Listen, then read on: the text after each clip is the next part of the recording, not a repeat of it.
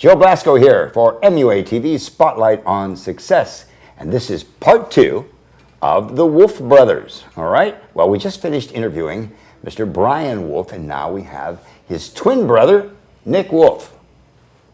Nick, thank you also for being here. Thank you very much. And I'm not playing a trick on you. This is not the same person that was just sitting in this chair, all right? In fact, we'll bring him out afterwards just to show, okay? You both look remarkably alike, you do. And I'm sure that at some point during your career, you've used that to your advantage. Many times. Okay, give me an example. People always ask, do you guys ever switch classes? Do you guys ever mess with people? But we don't do it on purpose. It actually happens so much without trying that that we don't have to. That we don't have to try. That's funny. But it's nice to blame it on the evil twin. It's the evil twin. Yeah. Right. And I also get credit for his work as well. Anything that he does good, I get credit for. Anything that I do wrong, I can blame him for. Yeah. So it's very much worked to my advantage for a long time. Nick, when you were both growing up, were you both equally fascinated with this field? Were you both turned on to it at the same time, or did one of you discover makeup artistry and then turn the other one on to it? How did that evolve? We were pretty even. Like Brian said, Dr. Paul Bearer's Creature Feature turned us over from loving dinosaurs and wanting to be paleontologists to loving monsters and wanting to make monsters. Yes. And my mother was very artistic, and we see her go. She was going to college for art and would come home with these big dragon sculptures and stuff. So we'd see somebody making it, and then when we started making those movies in 6th grade, then we were like, well, the easiest monster is zombies. So that's our 6th grade was our first zombie movie. Right. So that's great. It kind of went from there. And Brian got this. I don't know if you all remember that Hugo doll. There was a Hugo Man of 1,000 Faces doll that you could put prosthetics on. It had a telltale heart eye and beards and mustaches and stuff. So there's pictures, black and white Polaroids Brian and I have of us when we're 7 years old with these prosthetics glued to our faces instead of the doll. So that, I think it just started from there. That was the beginning. Yeah. You know, I would love to have you guys come in and we'll do a more in-depth interview during Halloween week. And we run the Halloween installment for about 3 weeks. And as I was telling Brian, I did 2 films when I was a kid, and we run those 2 films. But he said that you guys have a film, and I'd like you to bring that film in too. I will dig it up. And then you can narrate it. You see, what we'll do is we'll run it like the special features on a DVD. Exactly. The 2 of you we'll have the 2 of them sitting here. Like, what was the name of that? Mystery Science Fiction 2000. Yeah. That's right. We just have the silhouettes of the back of our heads. That's okay. This was ketchup. This is when we actually learned how to use Haro syrup and red food coloring. That's terrific. Now, did you guys have like a makeup studio in the basement of your home? Did you grew up here in Florida, right? Or St. Petersburg. In St. Petersburg. Yeah. Okay, so there was no basement. No. They don't have basements here, that would be flooded. Yeah, we had swimming pools. Swimming pools, right. Well, but it was filled with water. You didn't have a makeup studio in your swimming pool. No, it started off with my mom's, like, we would get a little lipstick here, little toilet paper, cooking oil, anything we could get it to do, anything we could get a hold of. And a friend of mine, Dennis Smith, his parents had money, so he would come home. Remember the magic shop at Disney? Yes. He would come home with a rubber foot, and he'd call us up, guys, I got a rubber foot. you do? Okay, all right, we'll film tomorrow. And it would, during the summer, and we'd try to figure out, okay, I'll be trapped behind in this alleyway between 2 houses, and the zombies got me on this side, and the zombies got me on that side. So I'll jump through my bedroom window, and my feet will be hanging out, and then we'll have one of the zombies grab my foot and start biting, and then we'll cut to the fake foot being ripped off. Perfect. And that's how we do our scenes. Anything he would get the hand or the brain or whatever, and then we'd go from there. Right. So this is part of that movie that you did when you were kids. Wonder Boy and the Plague of the An Zombies. 8mm or a Super 8? Super 8. Super 8, yeah. Yeah, that was advanced. Yeah. Mine were 8 millimeter. Yeah, we made our squibs, actually. We filled red balloons with the fake blood that we made, and we would tie the balloon off and put as many clothespins on as we could to make it absolutely as tight as possible. Right. And then we'd either stick it on the wall behind their head or Right. stick it underneath their clothes, and then Right. we'd shoot it with a BB gun. Oh, no way. And miss sometimes. But then when we got it, you just splice in the good shot. Right, and, right. Yeah. Amazing. That is so great. I love it. Yeah, when I was a kid, it was me and my best friend, Frank Bolkovac.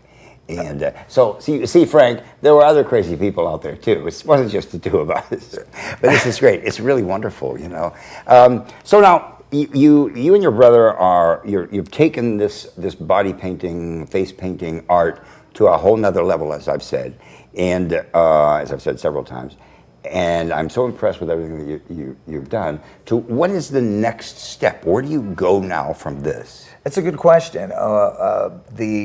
I see this industry as a little niche that hadn't been exploited yet, Yes. and it's been tucked away, and Yes. really no one's taken it further. Yes. So we're just excited, and we're trusting in the Brian and I are very spiritual guys. We Yes. read a lot of like those self-help books and new age Yes, books. yeah. And we know, just like all of our companies, Enjoy Your Face went into Wolfe Brothers Face Art and Effects, and went into Evil Twin Effects. Yes. And we know the next step will present itself, Yes. and it'll be obvious. Like our ultimate dream, we want to make a trilogy. We want to make this autobiographical, special effects, Matrix meets Star Wars, underlying message thing. That's ultimately, but there's a step between here and there we still have yet to do yet. You guys are filmmakers. Yeah. I mean, you're more than makeup artists. Yeah. You're effects artists, you're wardrobe people, you're art directors, you're directors, you're producers. Well, I've been TV free for a few years now, Oh, you and that have? helps a lot. It's I come home and it's not, well, I wonder what's on TV tonight. I come home and I see my werewolf mask that I'm making. I'm Right. like, oh, I gotta lay some more hair tonight. Right, It's howling to me. It's calling me. Right. So then I just sit down in front of it and start Right. going. You know, the only thing that I watch on TV these days is like Family Guy or All American Dad or The Simpsons. It's fascinating to me. It's like, I see TV. I went to a Right. party a couple nights Right. ago, and they had the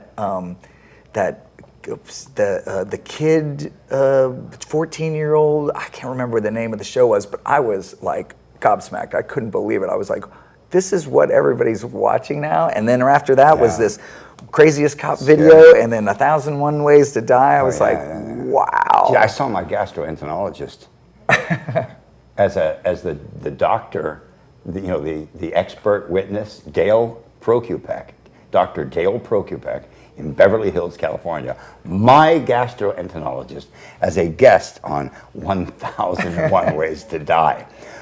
Well, I have to have a talk with him about that. He won't even come on my show, but he's doing these little shoestring operations. Anyway, it was kind of a cute thing. Well, after they see Brian and I on here, maybe Maybe we can get he'll him come on. around. Yes. All right, now, so we're in Florida. You're not far from here, are you? Oh, actually, if you had a good arm, you could hit my apartment with a rock from here. So you're right here in Orlando. Yeah, I'm right off Kirk. Oh, that's terrific. Well, that's excellent. That's excellent.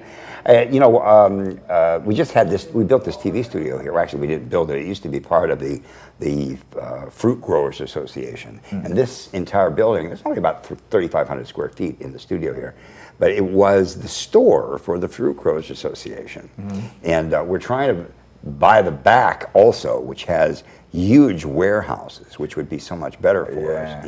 I'm just waiting for the market to take a little more of a dive. Oh, so it's coming. we could end up with the first real film studio here in Orlando, or a television studio. Yeah. Brian and I were doing our thing in St. Petersburg and playing in the band and all that. Yeah.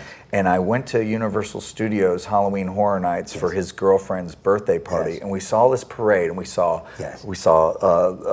Darkness from Legend and Blix and all these huge characters. We were like, we don't have to move to Hollywood. We could work here. That's right. And almost immediately I said, Brian, I'm moving to Orlando, and you're coming with me. We're going to be makeup artists. We're going to go to Joe Blasco, and we're going to work at Universal Studios. Yes. I'm leaving with you or without you. Yes. And he was like, I'm going too.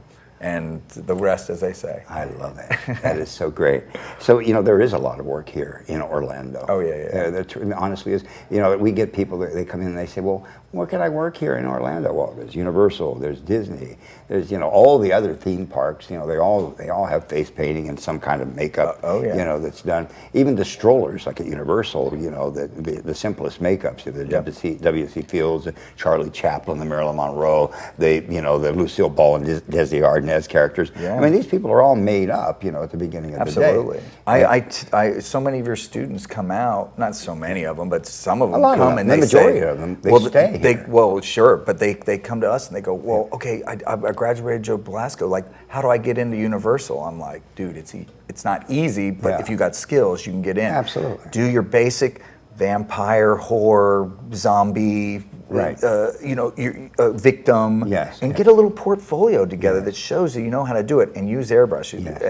Universal's doing a lot of airbrush now, and use some fake blood and some powders and stuff like that, and get a little portfolio together, and then go try out with everybody. Exactly. And they hire like you said, 50 people every year to do Halloween. And so many of our graduates and current students are doing the makeup over there at Universal, and we're very pleased to be able to be of service to Universal.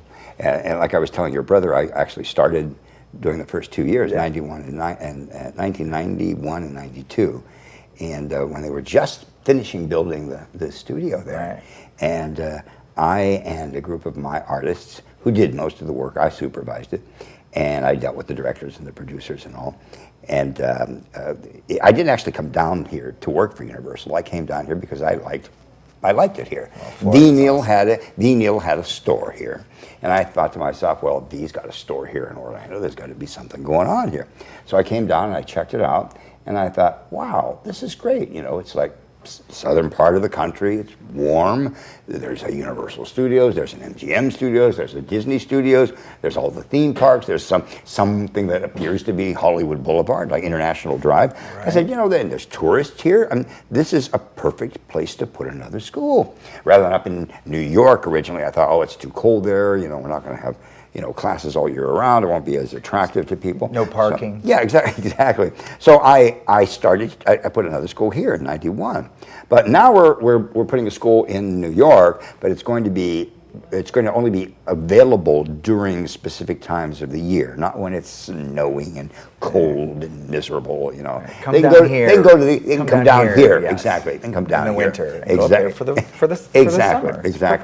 Exactly. So there's a lot of work here, and so from this point on, let's say, do you have a film? Are you going to be working for films in the future, or do you see yourself going further into prosthetic makeup and incorporating what you do, and maybe coming out with your own line of products again, and maybe coming out with prosthetics, or unifying yourself with another company, say for instance like Rob Berman's company who does rubberware and they make appliances, to possibly come out with a line of paints that you could do jointly with Rob? Well, we've been talking to a couple of makeup artist companies, because of course when we left Wolfe, a couple of them were like, hey, we want you too. Right. And to be honest, they said, well, they're talking about the future of makeup, and I said, you know what, if you can go green, I see that as a viable future. I mean, organic t-shirts, recycled paper, and let's put some nutrients and emollients and things in the makeup, like the regular makeup industry is doing. Absolutely. But in the face painting industry, it's not huge. Maron just started with their Luxe line with the airbrush makeup, but other than that, everybody's still buying the stuff from China. Right. I said, if you can get that, I can get behind that, like green all the way. I mean, that is the future. Yes. So if they can do that, it's possible. So I actually started, I did the very first airbrush makeup, and I did it for a fellow by the name of Dennis Hoey, and he was the first to want to do an airbrush makeup. And he had approached ABC Television saying that he could do an airbrush makeup, right? And so he took the airbrush makeup that I made for him, took it to ABC, and ABC then wrote me back and said, can you give me some kind of disclaimer that this is not harmful, and that people aren't going to spray this in their eyes, and that the fumes are not going to be, toxic, and blah, blah, blah. And this was back in 1974 4 or 5 or 6, you know, and this is before any tests had been done on breathing the vapors or any of that sort of thing. And I wrote him back and I said, no, I'm sorry, I can't give you any kind of disclaimer. And I put a huge label on the back of the bottle with every legal thing, you know, Right. known to man, you know, do not use near this, do not put on that, do not breathe, do not do this, do not ingest. And when they read the label, production services at ABC Television, they called me and they said, Joe, we've been approached to use this airbrush makeup, but we read your back label. It's like, you're scaring us. Can we use this or not? I said, you know, CYA. I am not gonna pay for any damages that are caused by this because this is not tried, you know? And so somewhere along the line, Dennis stopped manufacturing it. I stopped manufacturing it for Dennis. And then I began manufacturing it for Dyna, who does Dynair, Right. and worked with them. And then they took it and went off to some other manufacturer. And now she's doing very well. She's got a fantastic line of airbrush makeup. Dynair is superb. Temp 2. I mean, they're all coming out of the woodwork. You know what I mean? I just did a show in Ohio, and there was so many airbrush makeup companies there. Graftopian's got a great line. Yeah. You know, they really do. Now you're saying that Miron has a Miron a has line? one called Lux, and it's supposed to have nutrients in it, so it's a Right. little better for your skin Right. than the typical. Right. Well, we were thinking of doing a very, very basic line. You know, like Right. 9 colors of flesh tones, or 10 or 12 at the most, and then all your basic primary colors. Right. You know, for artists that want to use a Joe Blasco product, and we're experimenting. We're looking at all of these. I haven't seen the Lux line. I haven't seen any of these others. I've It's seen a lot. Graftopian because Graftopian is great. I love Graftopian products. I love the people that run Graftopian. Yeah, they're really the best. sensational people. And I used to buy big giant tubs of their RMG, the rubber mask grease, Right. and scoop it out and use it for the class, you know. But they're terrific people. But we're thinking also of doing our own liquid makeup or airbrush makeup. Well, I heard they're using it more because of the high def. Well, somebody you know, said. let me tell you something. If you know what you're doing, in all honesty, I have makeup artists that are calling me all the time, and they're saying, "We're buying makeup. We're using, Bobby Brown. We're using Estee Lauder. We're using Joe Blasco. We're using Ben Nye. We're using the old Bill Tuttle. We're using all the stuff. Whatever's left in our case, we're using it, and it's how it's used. If you apply it so that it's imperceptible, but it's a stain, and if you are able to cover, the areas by using a higher pigmentation, Right. And blend it properly so it doesn't look splotchy, you can do it. One of our makeup artists here, David Langford, works for Disney, Right. and everything is high depth, and def. He uses my products exclusively. I am still working. I'm doing the special makeup effects for the Discovery Health Channel's Mystery Diagnosis, and it's all conventional makeup products. I'm not even using an airbrush. I don't even carry an airbrush. It's all conventional Maybe stuff. that's what those airbrush makeup companies tell you. Well, no, it's part of the marketing. It's Right, part of the, it's like, oh, wow, we've got something. Let's jump on this real quick because these makeup people don't know what we're, they don't know whatever we tell them they're going to believe. Future is airbrush. Because you've got new generations of makeup artists to come into the business who really don't have that worldly experience, and they don't understand really that it doesn't jump out of the container onto the face. No. You've got to put it there, and it's going to look on the face the way you put it there, so it's all up to how if you can look at what you're doing while you're doing it, and if you can say, wow, this is like invisible. I mean, I'm giving a beautiful stain to the skin, and I don't see makeup. It doesn't look heavy, and I can give a little spot it here and there and get the coverage that I need, and still yet blend it, and it doesn't look splotchy. If you're able to do that with a conventional makeup. Hello, I can work faster with a sponge and a brush than I can with an airbrush. So can I. You know what I mean? So it's just a whole nother generation of people who really never learned how to use sponges and brushes quickly, and who are. But I'm not saying that working with an airbrush is wrong or bad. Right. I am saying that it's Another tool. It's another tool. It has its place. It has its place in every aspect of makeup artistry, from beauty makeup all the way to prosthetics. I just happen to be able to do a beauty makeup faster with a sponge and a brush than I can with an airbrush. And much more detailed, you know, really detailed. Some of your makeup artists will go in and they'll use an airbrush for everything, and everything is real soft and all faded and all blended. But if you want really delineation, like line, you have to put the eyeliner in conventionally. Sure, yeah. You got to paint. The airbrush will never replace the brush. No, Yeah. it will replace it for some people who can't work with the brush in the first place. But you can't do eyeliner with an airbrush. Not really. Not really. Now, wait, there are templates and all sorts of things and whatnot. I mean, there's just so many different ways to skin a cat. Yeah. Airbrush is just one of those ways, but it has a place in certain aspects of makeup artistry, and in other aspects of makeup artistry, you have to resort to the conventional artist's method of applying with brushes and sponges. Anyway, we're not here to talk about that. Let's talk about where are we going now? Let's talk about the actual application. In this book, Nick and Brian's book, and you've got like there's an evil clown here, okay? And you've got, of course, these are things that, here's the gill man. Oops, oh, it's green. It's going to disappear. How do you like that? Okay, maybe I put my face up to it. Will you see my face through it? No, I don't think so. The mummy, okay. And this is painted on.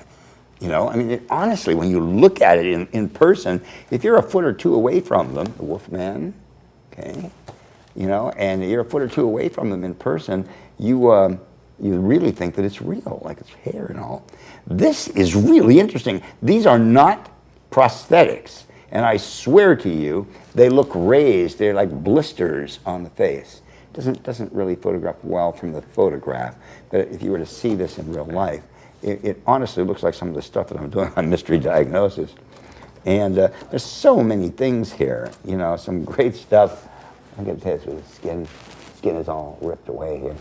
Fantastic. Good stuff. Now, when you do this, how do you approach doing a makeup like this? Do you have to prepare the skin in any way first? No, not at all. Not at all. Okay, so probably the most, those books, by the way, are absolutely so fun to make, especially like the monster one, because now we're like, okay, and what else? We got to do Wolfman, you know, you got to do Creature from the Black Lagoon, we got to, you know, and what else? And then we think, oh, well, not only what characters we can make, but what other techniques. Right. We're like, how can we make the skin look 3D? Like, we'll do the muscles underneath and make the skin look like it's pulled back, and so thinking of the characters to do is like half the process. And then how we do the step-by-steps, we kind of pick the colors. We try to do one color per step. Right. You know, all the red first, then the brown, and then the purple, and then the black, and then the white, and then we're done. Yes, yes.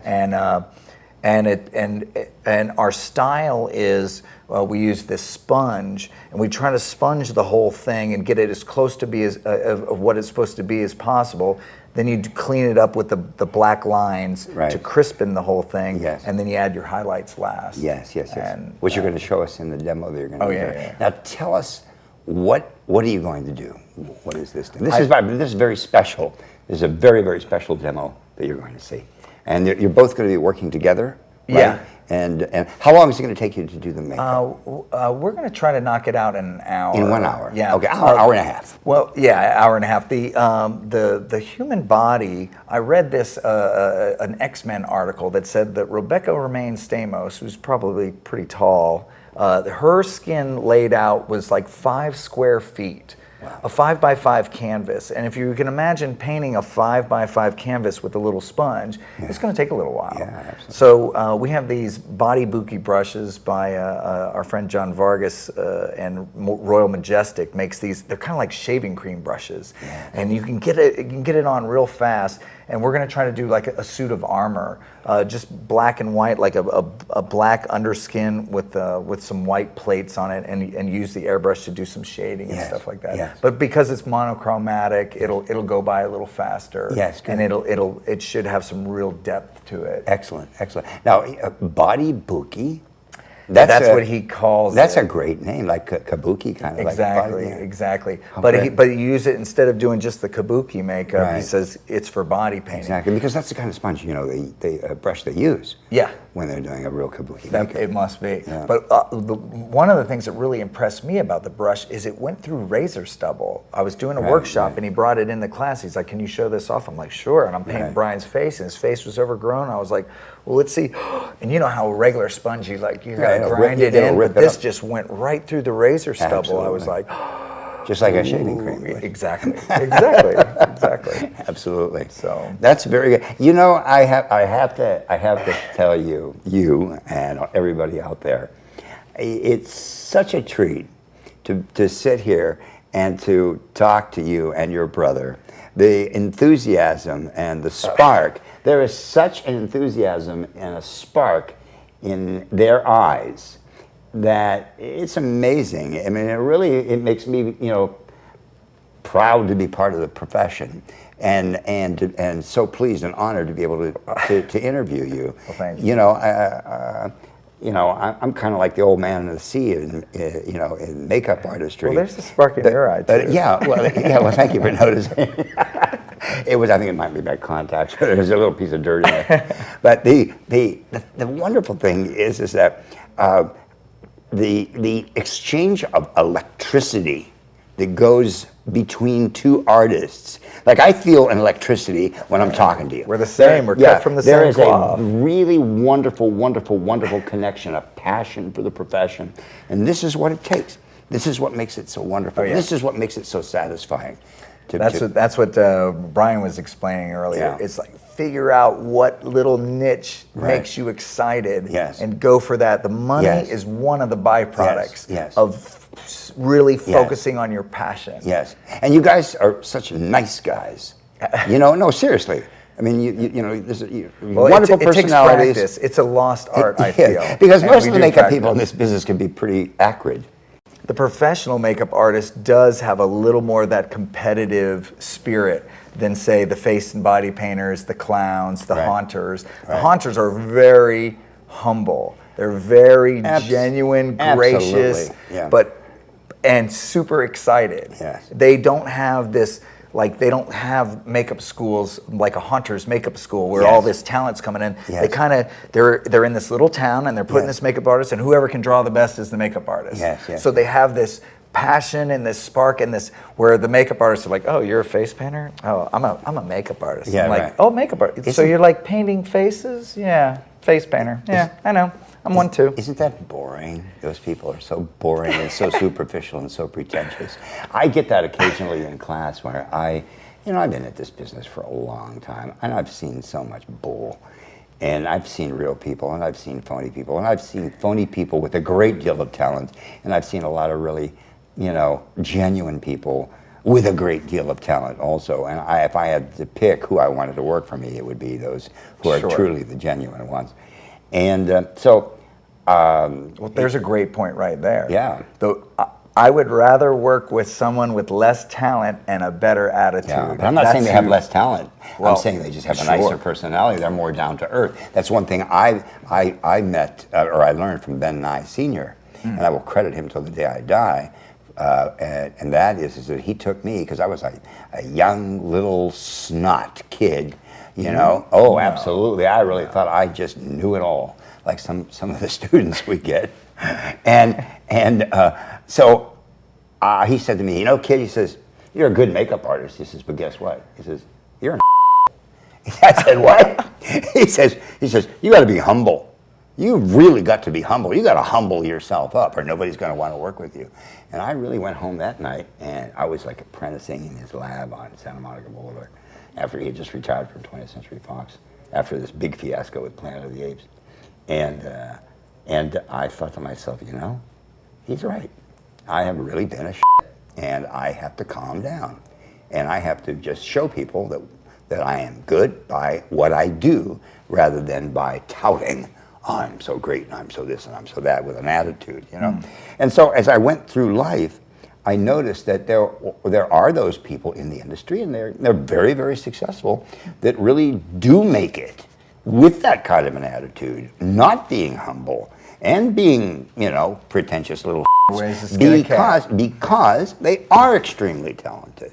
But if they weren't as talented as they are, then they wouldn't have gotten anywhere because of the way they presented themselves. So it's always best, I think, whether you're whether you have a lot of talent or a small amount of talent or no talent at all, you'll get further on in the industry if you are a nice person. Absolutely. Absolutely. All right. Well, with that being said, I just think that this has been delightful. I want to thank you for being my special guest, for both of you, for being my special guest. Where do you go? Is in the makeup room back there? And you're going to come out right now with your model. And what is your model's name? Stephanie. Stephanie. Yeah. And Stephanie does know what you're going to do to her. Oh, absolutely. Okay. Absolutely. And has she ever done this before? No.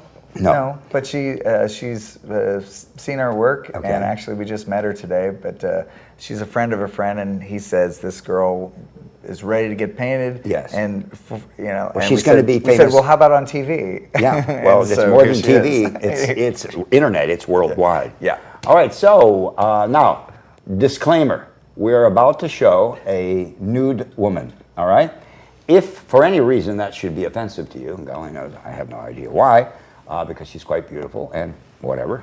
Even if she weren't quite beautiful, nudity, the human anatomy, is a beautiful thing no matter how you look at it. That's how I was born.